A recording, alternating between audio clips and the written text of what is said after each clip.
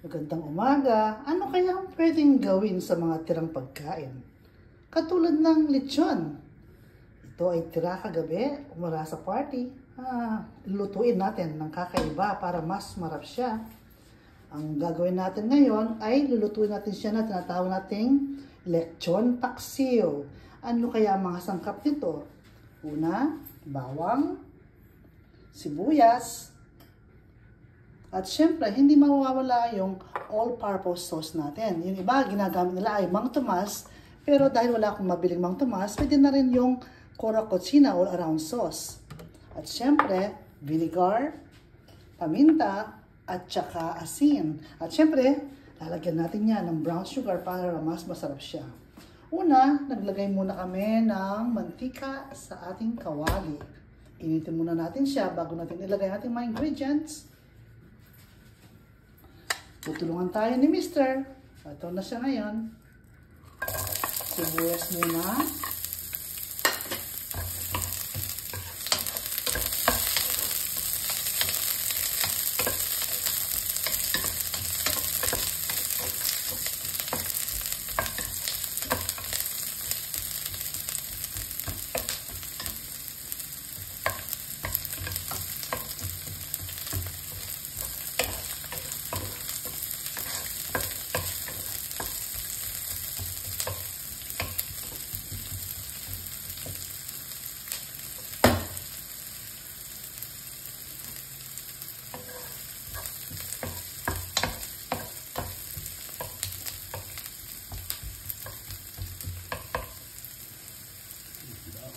Isunod natin ang bawang.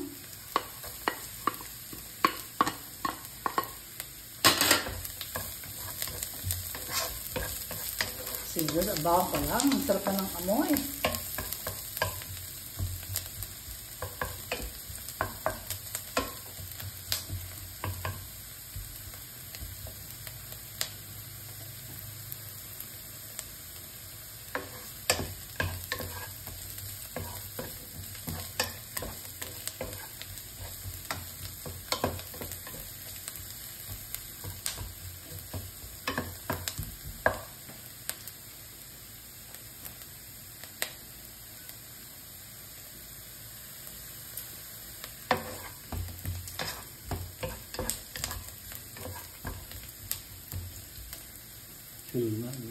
Sunod natin yung tirang lechon kagabi. Ayan na. Igigisa natin siya sa bawang at sibuyas.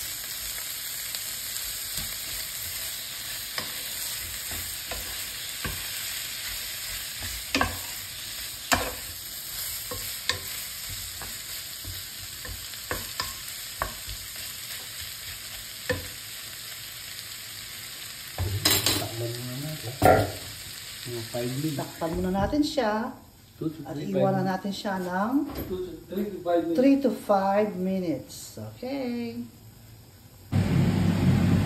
Okay, after 5 minutes, tapos ng 5 minuto, eto na ngayon ang ating lechon.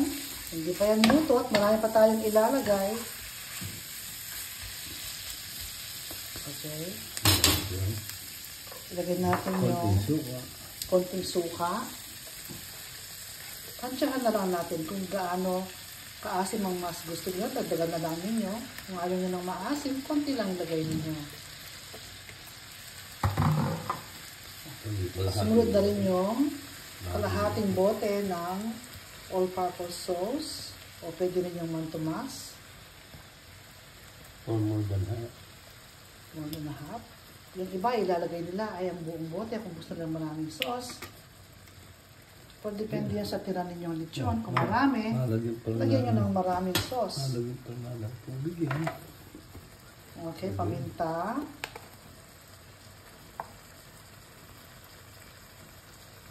Lagyan natin ng paminta. Masarap kung maraming paminta. Nilagay natin. Malawa yung ating sukal. Yeah. Ito yung paminta. No, it's okay. Okay. Pangkok naman. Okay, lagyan natin ng 2 teaspoon lang. 2 spoon of brown sugar. Matamis na yun. Kasi medyo matamis na yung ating all-around sauce. Para ma-enhance yung sweet. Para ma-enhance yung lasa na niluluto natin. Lagyan natin siya ng konting asin. Half teaspoon. Kasi mali yun sa lagyan natin. Mga half teaspoon na asin. Para hindi masyadong maangat. Mix natin siya. Ayan. Ang baho na. Paksiw lechon.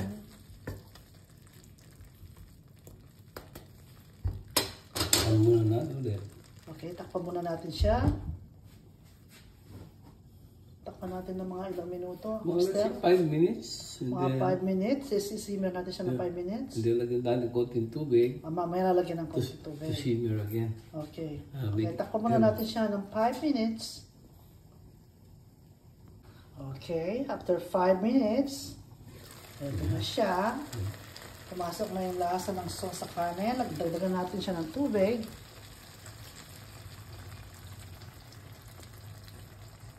Ayan. Para mas lalo pang lumambot yung lechon. Ayan, simmer. Ayan, isimmer natin siya ng ilang minuto, mister? 10 minutes.